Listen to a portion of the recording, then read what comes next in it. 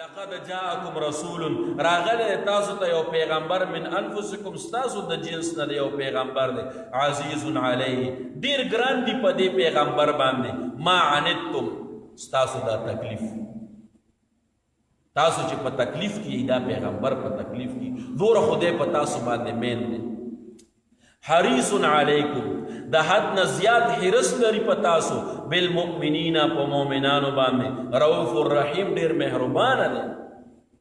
او رحیم رحم کوونکی دی ستاسو هر یو تکلیف په دې پیغمبر ډیر ګران دی دوره خو په تاسو مین په مؤمنانو باندې ډیر رحم کوونکی دی ډیر مهربان دی داسې پیغمبر الله وایي ما درلېږلی ستاسو تکلیف پې نه برداشت کیږي فَإِن تَوَلَّوْا فَقُلْ حَسْبِيَ اللَّهُ فَإِن تَوَلَّوْا بیا که چرته دی مخ واړئ باوجود ستا د دې خوش اخلاقۍ نه عالی مرتبت او د اخلاقو خاوند دی د دې هر څه نه باوجودو که دی ستا دا دین نه مني ستا دا کتاب نه مني په تا ایمان نه راړئ نو ته پروا مه کوه فقل صرف دومره ووایه حسبي الله چې کافي دی ما لره الله پاک لا اله نشته دی بل خدای الا هو سوا د دې الله پاک نه علیه توکلتو په دې الله ما توکل او بروسه کړې ده وهو او د الله تعالی رب العرش الکریم مالک د عرش لوی دی یعنی په هر څیز باندې قادر دی الله علم احاطه ده محیط دی په ټول هر څه باندې دا رستنی دو آیتونه چې کوم دي لقد جاءكم رسول من انفسكم تر وهو رب العرش العظيم دا آخری دو آیتونه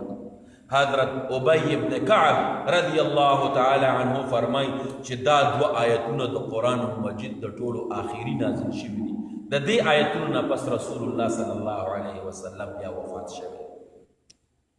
او دک مذهب او رائے د حضرت عبداللہ ابن عباس رضی الله عنهما هم ده چې په دې باندې الله پاک قرآن ختم کړی د نازلېدل بس دا آخري آیتونه دي او د دې آیتونو متعلق حضرت ابو الدرداء رضی الله تعالی عنه فرمای چې د چا یو مشکل دی چې نه حل کیږي دا دو آیتونه د سحر وپیری وي ماښام دې وپیری وي الله تعالی به د هر قسمه مشکل آسان ځمکه دې نه خرڅېږي دا آیتونه وایي په عدالت کې د مقدمه روانه ده نه حل کیږي دا آیتونه وایي سړی په جیل کې نه خلاصېږي ضمانت نه کېږي کیس ته په عدالت کې دا آیتونه وایي الله تعالی بیا راخلاص کړي کور کې څه بیماری ده څه تکلیف دی څه نفرت دی څه جنګونه دي مینه محبت کې کمی دی دا آیتونه وایي الله پاک به ټولې مسلې حل کوي دا زه نه وایم دا حضرت ابو الدرداء رضی الله تعالی عنه فرمایي چې دا دو آیتونه چاته څه مشکلي دا مشکل د آسانېدو دپاره او د حل کېدو دپاره دا دو آیتونه دی وپیرې سحر وایي وپیرې ماښام وایي الله پاک بیا وله ختموي او دا سوره توبه ختمه شوه سبا به انشاءالله سوره یونس شروع کوو الله تعالی دې په دې باندې مال او تاسو د عمل توفیق نصیب کړي